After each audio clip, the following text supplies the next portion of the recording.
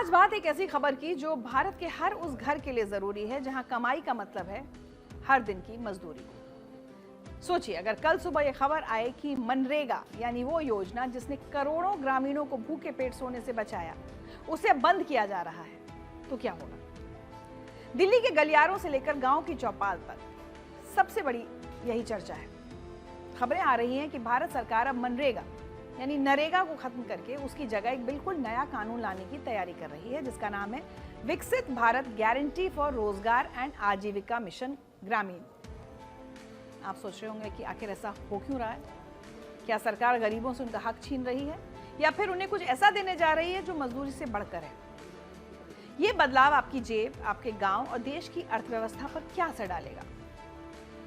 तो अब हम इसी नए कानून का पूरी तरह से विश्लेषण करेंगे। हम समझेंगे कि नरेगा आखिर शुरू क्यों हुआ था, ये काम कैसे करता है और वो नया कानून क्या है जो इसे रिप्लेस करने वाला है। तो इत्मीनान से बैठिए और इस पूरी कहानी को बहुत आसान तरीके से समझिए। बात है 1990 के दशक की। उस वक्त भारत के गांव में एक बहुत बड़ी समस्या थी, सूखा और भुखमरी। जब खेतों में काम नहीं होता था तो मजदूरों के पास खाने के पैसे नहीं होते थे। उन्हें काम की तलाश में अपना घर बार छोड़कर शहरों की तरफ भागना पड़ता था। इसी दर्द को समझते हुए 2005 में भारत की संसद ने एक ऐतिहासिक कानून पास किया। इसका नाम था नरेगा यानी national rural employment guarantee act. बाद में 2 अक्टूबर 2009 को इसमें राष्ट्रपिता महात्मा गांधी का नाम जोड़ दिया गया और यह बन गया मनरेगा। ये दुनिया की इकलौती ऐसी योजना है जो आपको काम मांगने का कानूनी हक देती है। इसका मतलब यह है कि अगर आप गांव में रहते हैं, बालिग हैं और शारीरिक मेहनत वाला काम करने को तैयार हैं, तो सरकार आपको साल में कम से कम 100 दिन के रोजगार की गारंटी देती है। ध्यान दीजिएगा, मैंने गारंटी शब्द का इस्तेमाल किया। इसका मतलब सरकार ये नहीं कह सकती कि हमारे पास काम नहीं है। अगर आपने काम मांगा और 15 दिन के अंदर सरकार आपको काम नहीं दे पाई तो उसे आपको घर बैठे बेरोजगारी भत्ता देना पड़ेगा। ये कानून गरीबों के हाथ में एक बहुत बड़ी ताकत बन गया। इस योजना को ऐसे समझिए, एक मजदूर है, उसे सबसे पहले ग्राम पंचायत में अपना नाम लिखवाना होता है। इसके बाद उसे एक पासबुक जैसा दस्तावेज मिलता है जिसे जॉब कार्ड कहते हैं। ये जॉब कार्ड उसकी पहचान है। अब जब भी उसको पैसों की जरूरत होती है वो पंचायत में जाकर अर्जी देता है। फिर पंचायत उसे उसके गांव के 5 किलोमीटर के दायरे में ही कोई काम देती है, जैसे तालाब खोदना, सड़क बनाना या मेड़ ठीक करना। इस योजना की सबसे खास बात यह है कि इसमें ठेकेदारी सिस्टम नहीं चलता। मशीनों का इस्तेमाल भी कम से कम होता है ताकि ज्यादा से ज्यादा इंसानों को काम मिले और पैसा सीधे बैंक खाते में आता है। आज की तारीख में इस योजना से करीब 14 करोड़ से ज्यादा ऐसे लोग जुड़े हैं जो एक्टिव वर्कर्स हैं, यानी भारत की आबादी का एक बहुत बड़ा हिस्सा जब मुसीबत में होता है तो इसी मनरेगा की तरफ देखता है। कोविड के समय जब सब बंद था तब इसी योजना ने करोड़ों लोगों को जिंदा रखा था। तो अब सवाल आता है, अगर सब इतना अच्छा है तो सरकार इसे बदलना क्यों चाहती है? इसे खत्म करके नया कानून क्यों? तो देखिए, सिक्के का दूसरा पहलू भी है। पिछले कुछ सालों में कई रिपोर्ट्स और कमेटीज जैसे अमरजीत सिन्हा कमेटी ने माना कि मनरेगा में कई कमियां आ गई हैं। सबसे बड़ी शिकायत यह है कि इसमें सिर्फ गड्ढे खोदने और भरने का काम हो रहा है, यानी काम तो होता है पर उससे गांव को कोई लॉन्ग टर्म फायदा नहीं होता। आज गड्ढा खोदा, अगली बारिश में वो फिर खराब हो गया, पैसा खर्च हो गया पर असेट यानी कोई पक्की चीज नहीं बनी। दूसरी समस्या है भ्रष्टाचार और लीकेज। कई बार फर्जी जॉब कार्ड बना लिए जाते हैं। जिंदा लोगों की जगह मरे हुए लोगों के नाम पर पैसा निकाल लिया जाता है। सरकार ने इसे रोकने के लिए डिजिटल हाजिरी और आधार लिंक करना जरूरी किया, लेकिन उससे असली मजदूरों को भी परेशानी होने लगी। सरकार का तर्क यह है कि मनरेगा एक इमरजेंसी दवा की तरह थी जिसे अब डेली डाइट बना लिया गया है। इसलिए सरकार चाहती है कि लोग सिर्फ दिहाड़ी मजदूर ना बने रहें, बल्कि वो कोई हुनर सीखें और पक्के काम से जुड़ें।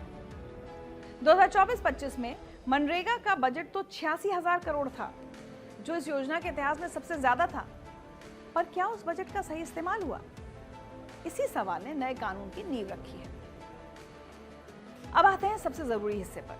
वो नया कानून क्या है जो कुछ अलग होगा या बेहतर होगा? तो सूत्रों और कमेटियों की सिफारिशों को देखें तो ये नया कानून पुराने मनरेगा से 3 मायनों में बिल्कुल अलग होगा। पहला, मजदूरी से हुनर की ओर यानी स्किल डेवलपमेंट पर जोर। पुराने मनरेगा में सिर्फ अनपढ़ या अकुशल को काम मिलता था, नए कानून में सरकार स्किल्ड वर्क को जोड़ने जा रही है। इसका मतलब अगर आप गांव के युवा हैं तो सरकार आपको सिर्फ मिट्टी खोदने के पैसे नहीं देगी, बल्कि आपको राजमिस्त्री, प्लम्बिंग या सोलर पैनल ठीक करने की ट्रेनिंग देगी।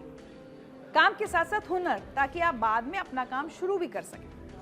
इसे गारंटीड रोजगार से गारंटीड आजीविका की तरफ ले जाने की तैयारी है। दूसरा बदलाव, पक्की संपत्ति।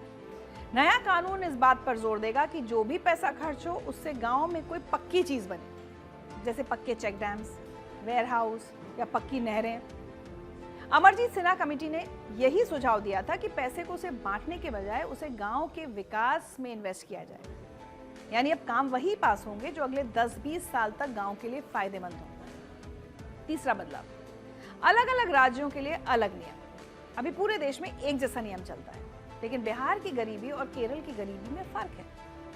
नए कानून में यह प्रावधान हो सकता है कि पिछड़े जिलों को ज्यादा पैसा और ज्यादा काम के दिन मिलें, जबकि विकसित जिलों में अलग तरह के प्रोजेक्ट्स चलें। यानी वन साइज फिट्स ऑल वाला तरीका खत्म हो सकता है। तो कुल मिलाकर बात यह है कि मंशा अच्छी दिख रही है। अगर गड्ढे खोदने के बजाय हमारे गांव के युवा कोई स्किल सीख सके तो देश की तरक्की के लिए बहुत बड़ा कदम है। लेकिन एक डर भी है। मनरेगा की खूबसूरती उसकी सरलता में थी। काम मांगा, काम मिला। अगर नए कानून में बहुत ज्यादा शर्तें, पेचीदा नियम या टेक्नोलॉजी का भारी बोझ डाल दिया गया तो कहीं ऐसा ना हो कि अनपढ़ गरीब, जिसे आज सबसे ज्यादा मदद की जरूरत है, वो सिस्टम से बाहर हो जाए। लेकिन दूसरी तरफ मनरेगा में लगातार भ्रष्टाचार की खबरें आती थी। वो चीज हो सकता है इस नए सिस्टम में दूर हो सके। तो सुधार जरूरी है, पर यह ध्यान रखना होगा कि अपग्रेड करने के चक्कर में कहीं गरीबों का ये लाइफ जैकेट ही ना छिन जाए। भ्रष्टाचार खत्म हो, ये जरूरी है। आप इस बारे में क्या सोचते हैं? क्या राय है आपकी? क्या मनरेगा को बदलकर नया कानून लाना सही है या पुराने सिस्टम को ही सुधारना चाहिए या चलते रहने देना चाहिए? अपनी राय हमें लिखकर जरूर भेजें।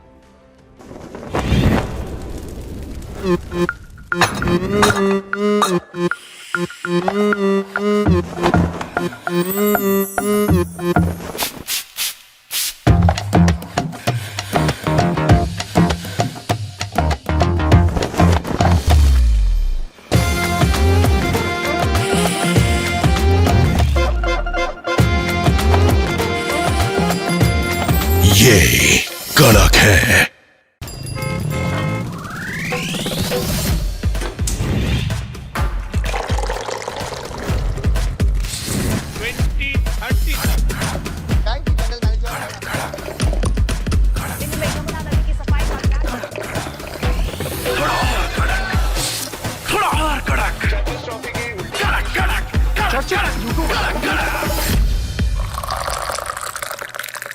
ये कड़क है।